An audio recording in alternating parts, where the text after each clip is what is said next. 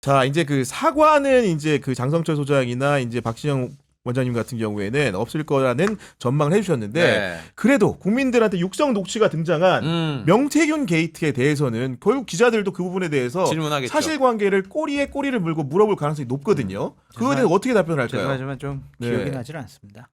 그때 너무 바빠가지고 전화 통화했는지 기억이 나질 않습니다. 녹취를 제가 들었는데 아무리 기억을 되살리려고 해도 네. 기억이 나지 않는 거 어떻게 하겠습니까? 죄송합니다. 기억이 나지 않는 게 죄송한 거지. 네. 명태균 씨 사태가 죄송한 게 아니에요. 그냥 그렇게 넘어갈 거예요. 왜냐하면 그렇게 안 하면요. 지금까지 대통령실 했던 입장, 정진석 비서실장이 국회 운영회에 나와서 했던 증언들이 다 깨져버려요. 안 그래요? 맞죠. 앞에 설명해 놓은 네. 부분들이 그러니까 못했다니까. 음. 그냥 기억이 안 난다로 그냥 밀고 나가는 거예요. 기억이 안 난다. 우리 박진영 원장님도 비슷하게 생각하십니까? 뭐 그렇겠죠. 네. 기억나지 않는다라든가. 성의 있게 방송을 뭐 힘들어요 지금? 대통령 국정 운영도 성의가 없는데. 그럼 저 이재명 뭐 대표 얘기하시죠 이제 그러면.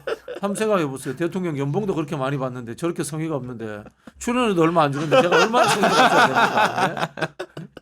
제가 봤을 때는 대통령이 그 말씀하신 것처럼 기억 없다.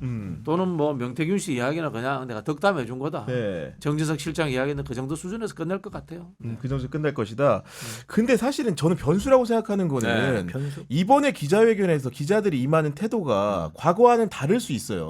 과거에는 아까 말한 대로 뭐 정치, 경제, 사회 분야를 나눴고 뭔가 질문을 한 사람이 뭐 하나 하면은 그 다른 사람 바통을 그 꼴이 넘겼는데 있는 것 같았어요. 이번에는 여하간 이제 무제한이라고 공표를 하는 네. 상황이고 기자들도 이 사안에 대해서 파악이 좀 많이 된 상황이거든요. 그러면 결국은 만약에 동일한 그 다른 질문에 기억나지 않는다는 동일한 답변을 하게 되면 그 다음날 신문은 안 봐도 뻔한 거 아닙니까? 근데 다른 구체적인 네. 내용을 인정을 하거나 네. 이런 사실이 있다라고 밝혀지게 되면 그게 더 논란이 되는 거죠. 그 그냥 사후적으로 기억 네. 안 난다고 하면은 기자들이 뭐라고 질문할 거야. 구기용 기자님 질문했어. 아, 기자님 미안합니다. 네, 좀 기억이 안 납니다. 네. 질문할 게 뭐가 있어요? 지금 대통령실의 상황을 보면요. 허풍, 머리 나쁘다. 이런 것들로 저희 주위 사람들을 다 몰아가고 있어요. 뭐 똑같은 겁니다. 이게 생각을 해보면요. 내가 좀 바보가 되거나 내가 좀 기억력이 떨어지면은 수사로서부터 회피할 수 있는 거예요. 이게 제가 봤을 때는 검사들이 수사했을 때 범죄자들이 빠져나가는 수법 요거 그대로 차용해서 쓰는 거다. 그렇게 보여요. 봐봐요. 김건희 여사도 검찰 조사를 도이치모터스 주가 조작 관련해서 받았을 때 뭐 이렇게 뭐 물어보니까 제가 그런 말을 했다고요? 기억이 안 나는데요. 이래 버리잖아요. 그렇게 해서 넘어가려고 하는 거예요. 그러니까 대통령실 분위기는 법적으로 문제 없게 국민 앞에서 우리가 공식적으로 얘기한다. 그 차원 이상 아니에요. 네. 거기다가 아까 박진영 원장님 얘기하셨던 것처럼 미안해요. 네, 저기 해외 순방은 데리고 나가야 돼요. 그 알리바이 만들려고 하는 것 같아요. 소장님이 내일 뭐 크게 기대 안 합니다. 이 정도 얘기하시니까 그러면은 그 이후에 이어지는 명태균 씨 검찰 수사.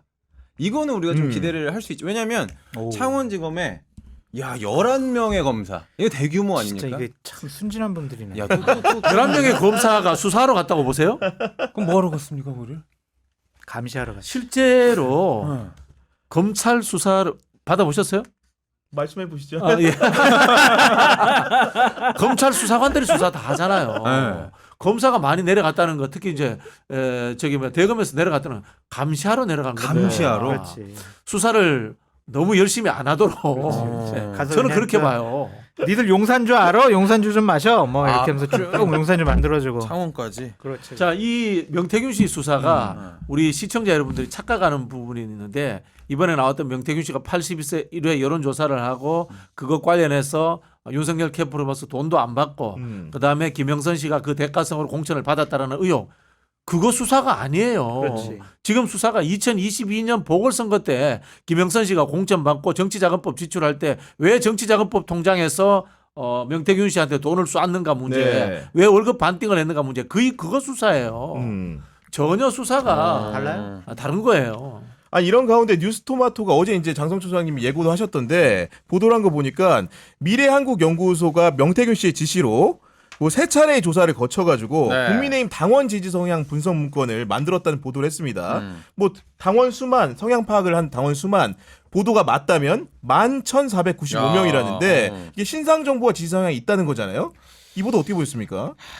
근데 좀 약한 부분들이 뭐냐면 네. 이렇게 추정된다 이런 맞아요. 단어를 네. 많이 네, 네, 썼더라고요. 네. 그러니까 본인들도 좀 음. 확실한 증거나 팩트 확인을 못한 거 아니냐. 음. 그냥 이렇게 해서 넘어갔다.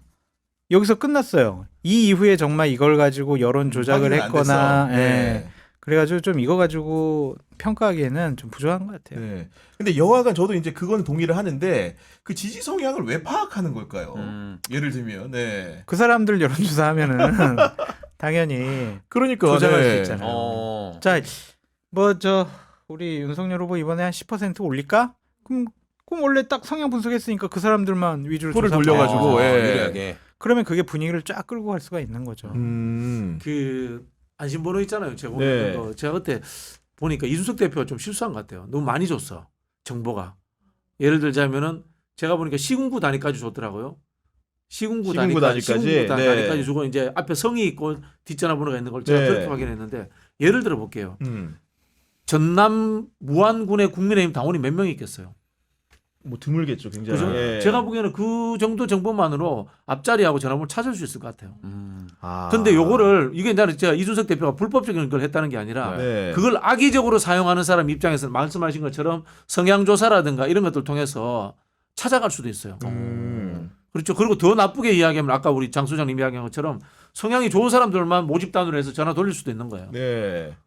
근데 그 부분에 대해서는 저는 당에 있던 사람으로서 네. 이준석이 나쁘다라는 거에 동의할 나쁘다는 수가 게 없는 아니라 게 몰랐을 거야 아마. 잘못됐다.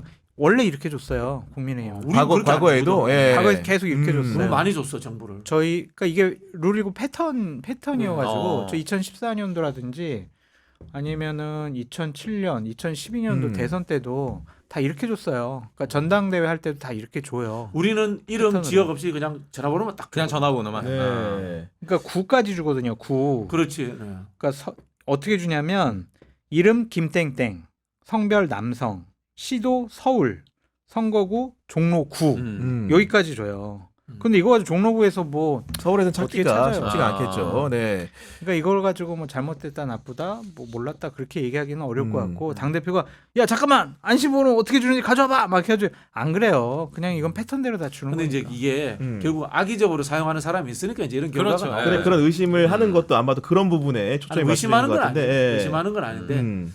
앞으로도 이제 정당이라든가 이런 데서 할 때 최대한 보수적 입장에서 이게 개인 정보의 문제이기도 하고 선거 방해라는 것이 민주주의를 훼손하는 행위이기 때문에 네. 더 조심하자는 차원에서 제가 말씀드렸습니다. 근데 이제 이런 것들이 별 의미가 없는 게 뭐냐면 각 당협에서는 당원 명부를 다 갖고 있잖아요. 자기네들 거니까 자기네들 다 갖고 있잖아요. 네.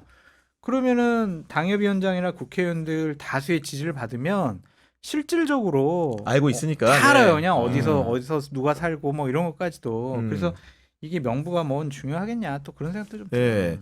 여하간 이렇게 그 대통령실이 위기를 겪고 있는 가운데 네. 그 야권은 약간 좀 꿈틀거리는 분위기가 있습니다. 그 지금까지는 이제 주말에 있는 집회를 할 때 그 민주당과 조국혁신당이 따로 하다가 김민석 최고위원이 조국혁신당의 광장의 대로를 같이 열자 이런 말을 했고 조국 대표가 이제 공식 요청이 아마 올 것 같다. 그러면 언제 어디서 어떤 형식으로 할지를 합의를 빨리 해야죠. 이런 말을 했습니다. 네. 근데 그런 흐름으로 갑니다. 지금 김민석 최고위원이 특검, 퇴진, 탄핵, 개헌 이 모든 프로세스에 대해서 좀 이 정치적인 일정을 꿰고 있더라고요. 네. 그래서 무엇에 집중해야 될 것인가? 일단은 특검이다. 특검을 해서 증거가 나오든 그리고 특검을 하는 과정에서 여권의 분열이든 이런 상황들이 있어야지만이 그 다음에 정치적인 흔들림으로 이어진다라는 판단을 하고 있기 때문에 네. 1차적으로는 야권을 모으는 게 첫 번째다.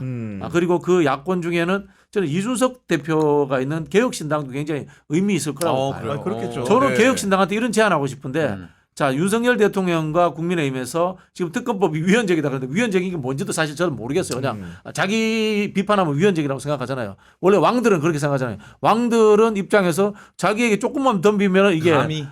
모반이다. 네. 그렇게 생각하지 않습니까? 그런 느낌을 받는데 요럴 때 이준석 대표의 이제 그 개혁신당이 역할할 필요 있지 않나 그런 생각이 들어요. 예를 들면 천하람 의원이 과거에 이런 이야기 했잖아요. 절충안 내겠다. 특검법. 맞아요. 네. 그런 거 한번 내봤으면 좋겠어요. 네. 위헌적인 거가 뭔지는 저도 좀 의아한데 네. 그냥 통실에서 얘기하는 거는 음. 야당끼리 모여가지고 특검 추천하는 거 위헌이지 이렇게 이제 얘기를 하는데 대통령 반대하면 위헌이야. 근데 이제 대통령을 조사하기 때문에 네. 여당에서 추천하는 것이 과연 맞는 것이냐? 당사자성이 있으니까. 네. 그거는 배제나 회피하는 게 맞지 않냐? 음.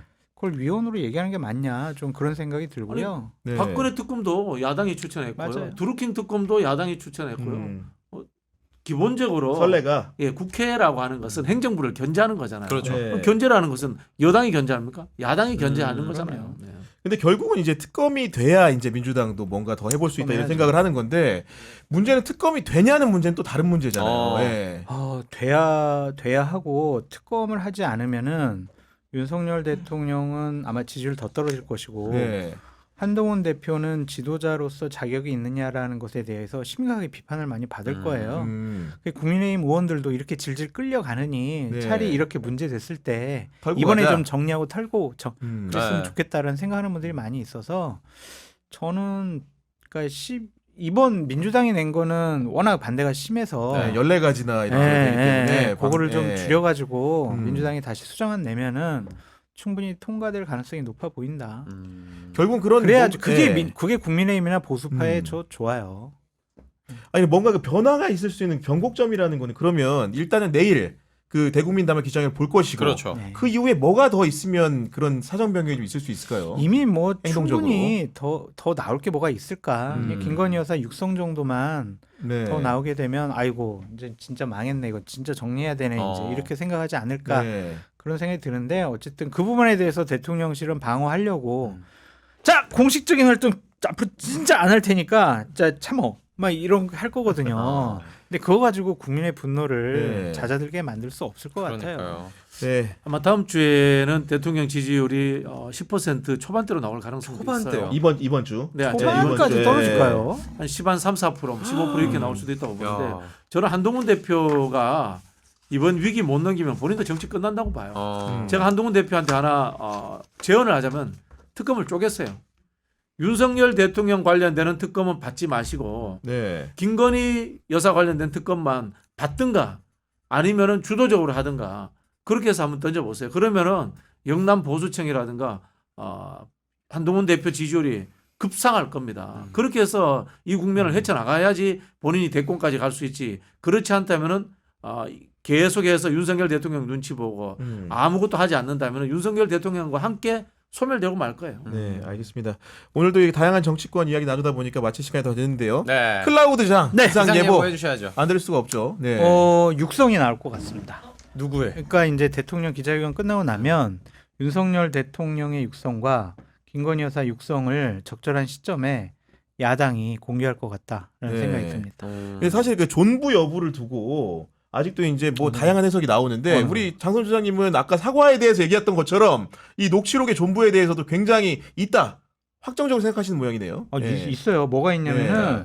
그러니까 김건희 여사 육성은 120% 있고 네. 윤석열 대통령 육성이 제가 이제 확인한 게 하나가 더 있는데 그렇죠. 김영선이 해주라고 그랬는데 그거 말이 맞네.